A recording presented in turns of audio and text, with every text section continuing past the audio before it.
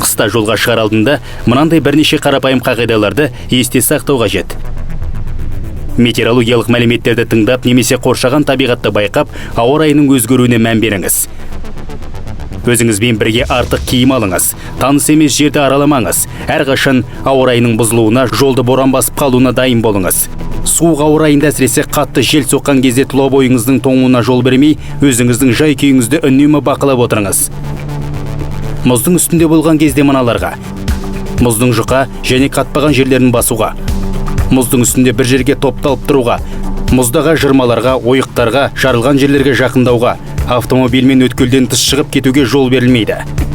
Қараңғы уақытта және нашар көріну кезінде мұзға шығуға жол берілмейді. Мұзда көпір астында әртүрлі су құрылыстары жанында су айдынына, бұлақтар мен өзендер ағатын жерлерге баруға тыйым салынады. Су айдыны мұзы бойынша көлікпен тек рұқсат етілген жерлерден өтуге болады. Мұздың астынан балық аулау кезінде шектеулі алаңда 2 ойықтан артық тұзды тесуге, от жағуға жол берілмейді. Міндетті түрде өзіңізбен бірге құтқару құралы болсын. Мұздай судың астында 10-15 минут болу өміріңізге қауіп төндіреді.